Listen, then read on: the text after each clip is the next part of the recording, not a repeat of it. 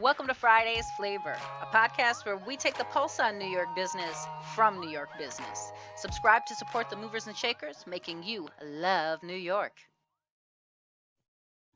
Welcome to Friday's Flavor, everybody. Today we are here with one of my favorite people on LinkedIn, Yehudah Greenberg. Make sure you hit the subscribe button and follow the show to meet more amazing business owners. Yehudah owns a Step Forward Marketing, and you're based out of New York City, correct? New York State, where I'm just above the city, about 20 miles north. Okay, I don't know how you do it. That's still too close for me. Too close. I get it. And why don't we start by just having you tell us a little bit about, your background and what inspired you to start Step Forward Marketing? Okay, sure. So, thinking about the interview, really my background is about 20 years in Talmudic school, rabbinical school. And we could do the whole podcast on that, but I don't know if your audience is going to be that interested. That would be fun, though. Yeah, we could save that for another time. Let's just say that it was about 20 years of very intense studying, like, the way your brain feels when you're cramming for finals. So if you do it right, then you're doing that every day for about 8 to 10 hours. Not straight, but that's what it turns out. So there's a lot of, sorry.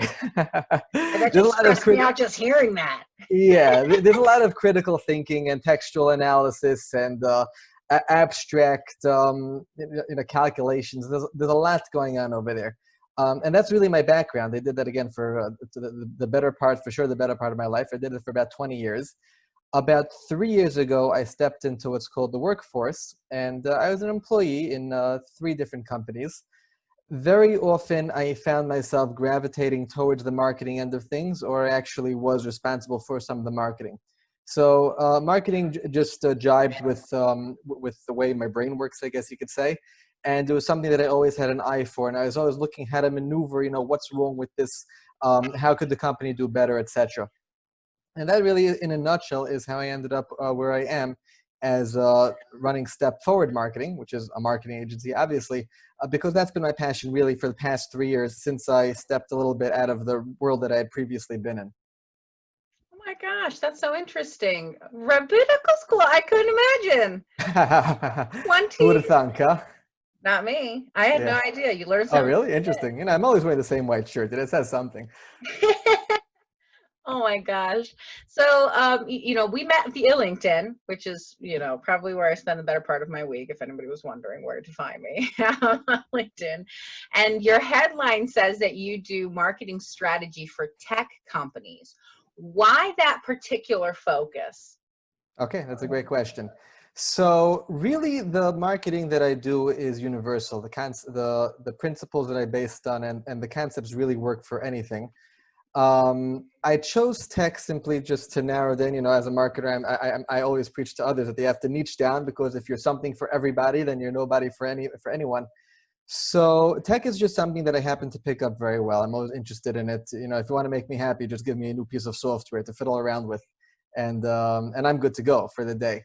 So it's something that I have an interest in. It's things that I pick up quickly. So I could, first of all, apply my marketing skills to something, and even if it's a new field for me, but since I could pick it up pretty quickly, then people are going to be, and they are, comfortable speaking with me about the ins and outs of what their business processes are and what their customers expect from them, which is important for a marketer to know.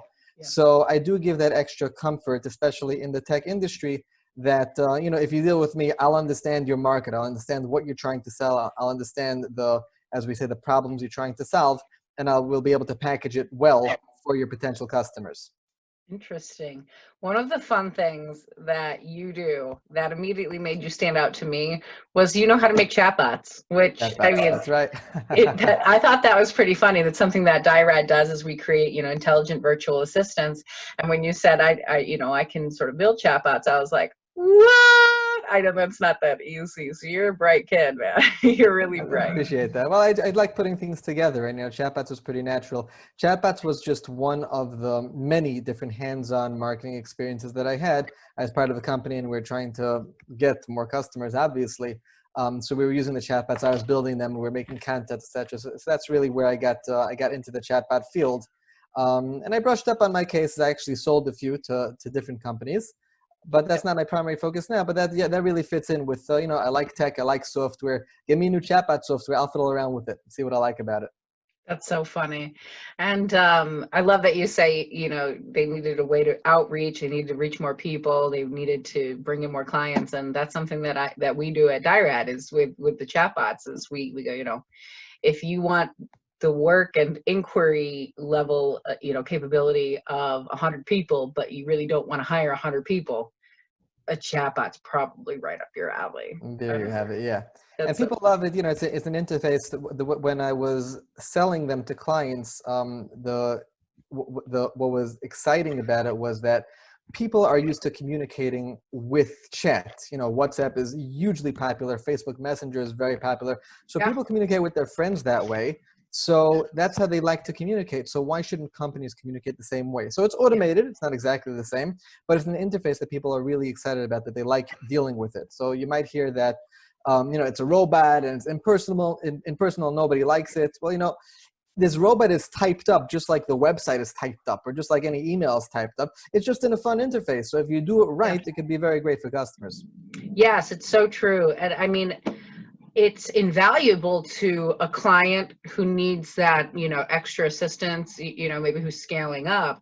A chatbot can do something that, a human can't do quickly, which is like, let's say, log right into your stock and find out if there's something on hand in seconds. I mean, a human can do that. A human can pick up the chat. They can answer your question. They're just going to take longer to do it. And that's man hours that they could be spending doing their actual job. Sure. And a human for sure can't do it for 5 people at once, which a bot could be doing.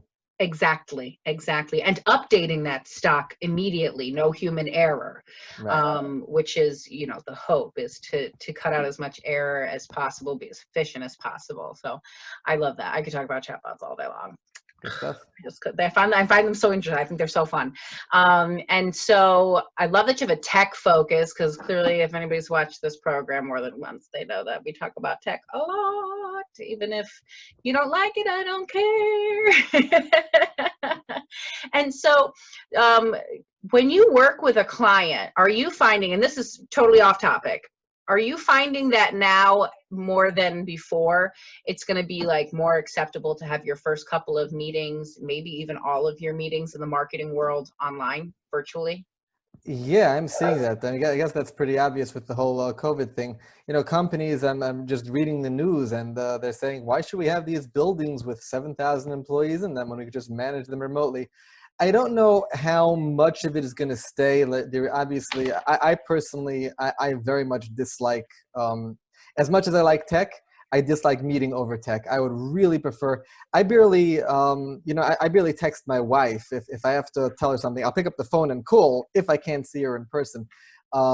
It's just, I think that tech is really a distance between people. But it's a tool that you have to use. And, we're having this interview over Zoom, and I wasn't driving down to you. You weren't coming over here. So it does have its benefits. And we're probably going to be seeing more of it. I'd like to see the technology improve. There are definitely issues, and there are definitely user interface things which could be smoothed out. And I think we're going to be seeing better and better tech. That's usually what happens. And then we'll be seeing more things taking place over it. Where there is a need, a solution will follow. That's right. If there's money to be made. And there is. Everybody knows it. When it comes to tech, I feel like shows like Shark Tank, investors, anything, if you follow investments whatsoever, I mean, right now is a good time to be in technology or e-commerce, because that's where people are going to invest right now. Sure. I don't know if you watch that show, Shark Tank. I don't actually personally, but I know the concept of it, and I'm almost going to just call it before it happens. I bet they turned down a lot of brick and mortar this year and put a lot more of their investments in e-commerce and technology before they put their money into, your regular schmegular way we were doing things, Spoken like a good investor. Yeah. Yes. And now we know. Okay, everybody, that's your tip from Jolene. That's all you needed. That's all you needed for the day. Oh my gosh, do not take financial advice from me. Nobody. don't. I mean, I'm not wrong. Okay. I'm not going to say that I'm wrong. I think you're right on this one. I have you back. I'm going to say that I'm right. But for future reference, I am not a financial advisor, nor do I pretend to be one on TV. So, Okay. Tell me a little bit about, what you leave your clients with, how the picture changes once that they've worked with you. Okay, sure. So although my company is called Step Forward Marketing, once I'm actually in conversation with people, what I like to tell them is that really I do pre-marketing. And the idea is that, and this really gets into the crux of really a big problem which I found in the marketing world, is that a lot of marketing doesn't work. And many business owners, unfortunately, they've had that experience where we tried marketing, it doesn't work, tried marketing, quote unquote. No results. And I found that the disconnect is that marketers need a certain type of marketability to start to work with the company. Just as an example, it's one of my favorite examples, which is if you hire an accountant, so an accountant views your company as a bunch of numbers, what goes in, what goes out. That's what they need to know about your company. If you hire, let's say, HR, if you outsource your HR, they don't really care about the numbers. They care about the humans. How are you hiring? How are you firing? How are you training your workers? Every professional looks at your company a different way. So a marketer looks at your company a certain way also. And that's basically, what is your message to the world? How do you connect to your customers? And that's very important for marketers to know. Now, most good marketers, whatever the service is, whether it's Facebook ads, whether it's a website designer, graphic designer, they'll usually send the business a questionnaire. And the questionnaire has the following questions. Who is your primary target market? What are their likes and dislikes? How do you help them succeed? What problem do you solve? And I've spoken to many businesses about this who've received this questionnaire, and they go, I just wanted Facebook ads. I didn't want to spend time with this. And they just fill out whatever comes to their mind, sends it to the marketing service. Well, what happens then is that the marketing service doesn't have the information that they need to be effective and be successful. And this happens over and over and over again. Businesses are complaining marketing doesn't work. Marketing services are telling the businesses, well, you didn't give us anything to work with. And that's where I would like to step in, as I call it, pre-marketing, which is to get those questions in order. Who are you? Why should people care? The second the Facebook ads person knows that, they're going to write good Facebook ads. The second the website designer knows the answer to these questions, your website is going to attract the people that you want, etc., etc. So I'd like to fill in this missing link between marketing services, which will assume that they're great, I'm sure many of them are, and businesses that simply are not supplying them with the right material. I am going to agree 1,000%. Appreciate that. Thank you. I don't think I didn't come here to fight with you, I have, and I have conversations with business owners all the time. But I have I've seen a lot of marketers who are very well adept. They're very intelligent people, and you can tell that they have a passion for what they do. And then it's interesting. I've met people who are very passionate about how much they hate marketers. It's like, ouch. Yeah, business. And I wasn't, I come with a business development and marketing specialty background. So when I heard that and they didn't realize that about me, I was like, yeah. Ow. Yeah, saying you're a marketer is like saying you're a used car salesman. Al's best deals. I was like, we have a bad rep. Why?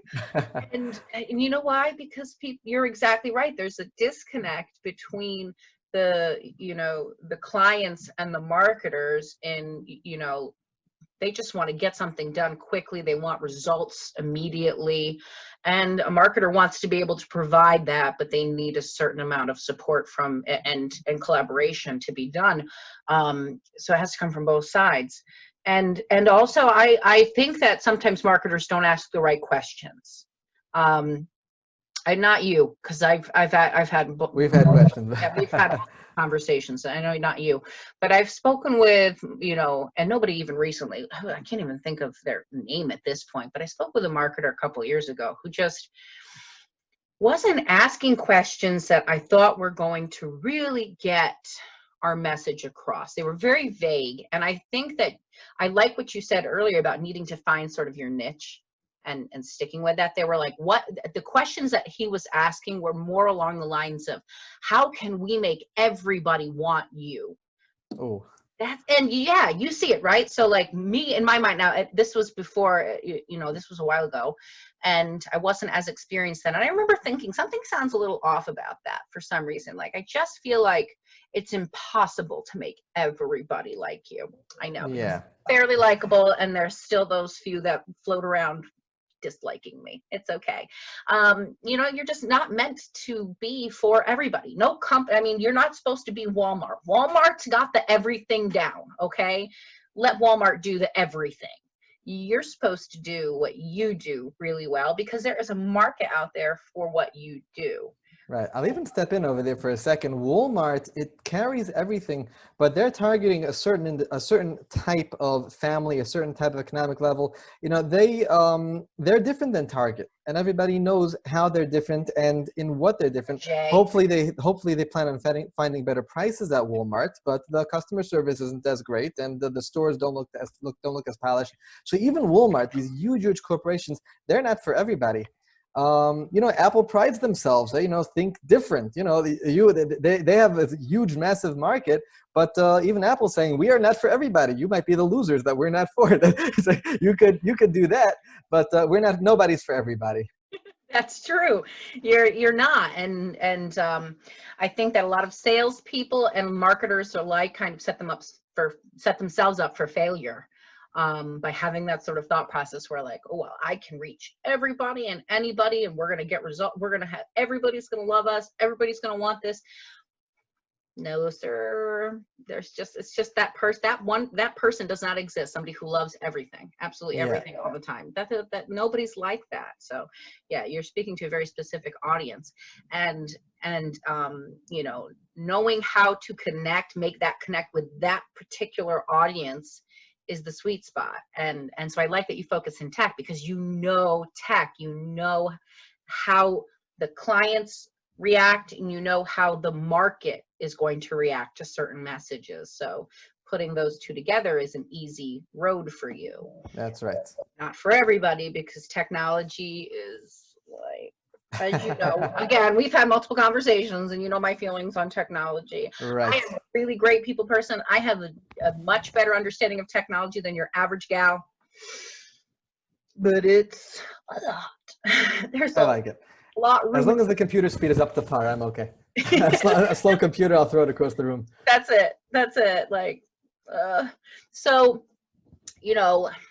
I suppose it begs the question, is it possible to get to that connect? Is it possible to reach that connect between client and market without a Yehudah? Well, yeah. Actually, I've had some great conversations with some business owners, and sometimes they would surprise me, and I would tell them, you really know who you are and why people should care about you. And very often they tell me, yeah, well, it took a lot of effort on my part, but I really tried to iron it out. And I said, listen, you're doing a great job. Go at them. Usually businesses are great at doing what they do, and what they do doesn't necessarily mean having a self-awareness of who they are and what they mean to other people. Again, just to take any software firm, and they're developing a great program for, let's say, time management. They're developing time management software. So yeah. They're great at coding. And maybe they're great at user interface, and they're great at looking into all the features that people might want in their time management software.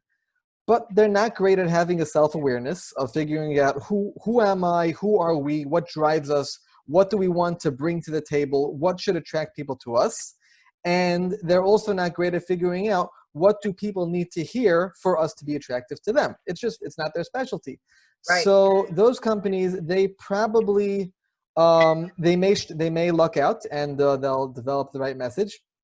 They may go through, there are done-for-you branding programs, as they call it. Those could run $50,000, $100,000, or more. And sometimes they get it right. In my back when you said that, like. No, I've actually seen branding projects that were terrible, that costed $60,000. And I spoke to someone who commissioned one of these projects, and they said, yeah, but we like the name and the logo, so we're okay. So that's out there. So a company doesn't necessarily That's the have guy to. who goes to Walmart. No. They're doing all right. I'm not sure what's happening after COVID, but so these packages are out there. So if you're not going to put in the intense work by yourself of figuring out, really, these are the two questions. Who are we? Who am I? Depends if it's one person company or a large company, or who are we? And why should anybody care? If you're good at figuring that out, then you're good to go. Then you could go to any marketer, they'll do a great job. If you're not good, so then there's one of two options. Is either a done-for-you branding package, which might ignore your input completely and just decide what you are and what you want to be, which could work, but very often it doesn't work. I've seen the ones that actually don't work at all. And then you're stuck. So really, what I do with my clients is I develop it with them internally and organically. We're not going to come that I'm a great marketer and I'm doing market research and I'm going to figure out who you are. You tell me who you are. Tell me why you decided to make this product as opposed to another product. Tell me what your customers mean to you. And also tell me which customers you make the most money from. Because once we figure that out, then we'll figure out, okay, so these are the people that you need to attract. Why should you be attractive to them? And then we'll develop that internally with something that resonates. We speak about sometimes brand personality, which is just as an example, Harley Davidson has a real rock and roll hero rebel personality. Yeah. Dove soap is very feminine and elegant. The Godiva chocolates, they're called passion or lover personalities. So the company has to fit with the presentation that it's putting out in the world. So Harley Davidson, there are people that really, really resonate with that image. Now, I don't know if they go out with black leather jackets, but it speaks to them. They and do. They're able to I used put to it out. bartend. What? I said I used to bartend. They do. They do. Okay, great. So it really resonates internally with them. If someone would go over to them and say, hey, why don't you try to be some goofy, cartoonish, it wouldn't work with the company. Because it has to come from something which makes sense internally. So when I develop with my clients who they are and who they're trying to attract, then we develop an attractive message based on who they are, and that's what they take to the world. Fun idea that you just inspired. Let's try to convince Dove and Harley Davidson to switch marketers for a little bit, just for a day or two. Let's see what happens. You'll see a bunch of these super soft, beautiful, natural looking women with hardcore mohawks and Right. Yeah, I'm not sure it would work in real life. It would make for a great skit. It would be a lot of fun. Yeah. Yeah, I think that the clarity of who you are is so important. And I loved one of the things you had said in a previous meeting. There's 16 points. I think you asked 16 questions, or there's 16 points to each aspect: who your client is, who you are, and then how do we make a connect between those points. So I love that you have it so broken down. You have it broken down into almost like a formula. Right. So just to correct you, actually, I work through 11 points of who you are 11. And 16 of what you mean to your customer. There and you then go. Afterwards, you have a document of, hey, this is who I am, and that's what I mean to a customer. Let's go market ourselves. Yeah, I think that's so great because a formula is always nice because it's repeatable. So let's say your first round didn't really pan out. Go back to the formula. What did we miss on the formula? You know, so I love that you have it broken down into numbers, because that makes the little geek in me super happy. So when I work with clients, I actually tell them that we're going to work together to form a living document. Whatever we put down over here could be changed. This is the framework. So since we're working off of your experience and working off, let's say, people become more self-aware as time goes on. Let's say you listed this as your passion, and then a month later, you're just not feeling it. So maybe we didn't get it right. Let's figure it out again, but we have at least the framework that we know that everything has to flow from there, et cetera, et cetera. So I serve my clients afterwards, after all the consultations are done. It's a living document. You could change it. I'm not going to come sue you. That's really actually what I encourage, because you have to grow with the times, you have to grow with the customers, but you're going to have this framework forever. Yeah, and you'll develop a different voice over time in Right. a lot of cases, especially if you're like a startup out there, you're new in the industry. Oftentimes, you kind of start with a really fabulous base and an idea, and then over time it develops and turns into a life of its own. It's its own thing. It's got its own voice, and it's sort of just maybe doesn't even resonate with what you started with, but it's what works. So I Right. like that. It should be a living. I think almost all marketing plans are should be living documents, at least, that are I would think so, yeah. they should be changeable, because especially in 2020, things Right. change day to day. Things are not the same. Oh my gosh, you're not kidding me. It's it's tough to keep up sometimes. Yeah. So having something written out like that is important. And then so you're often on LinkedIn. What other ways do you go about finding clients? It just sort of begs the question to me, is it a lot of referral business? Yeah, so I do have some, those are really my two angles. I like sitting behind my computer and being on LinkedIn. Referrals are also great. Referrals, if a business has access to them, those are almost always the best types of leads that can come into a business, because those are like super warm, hot leads. Yeah. That's really what I work on. I was going to say something and I forgot what it was. I'm sorry. I do all the time. Yeah, brain freeze. Oh, well, Maybe it'll come back. Here's some coffee. Yeah, thanks. Coffee for you. So, you're based out of 20 miles north of the city. Is that where you grew up? Are you from that area originally? No, I grew up in the city. I grew up in Brooklyn, New York. City boy, I love it. I love Yeah. it. That's really great. It was so nice talking to you, Yehudah. I really appreciate it. And Thank you. I got one more question before we end this program. What is your number one business tip for an aspiring entrepreneur out there listening to this program? Number one business tip. I love the question. You actually, okay, for all your listeners, I hope I'm not spilling the beans over here. I was tipped off on this question before, and I put a lot of thought into it, because there are a lot of tips I'd like to tell people. Yeah.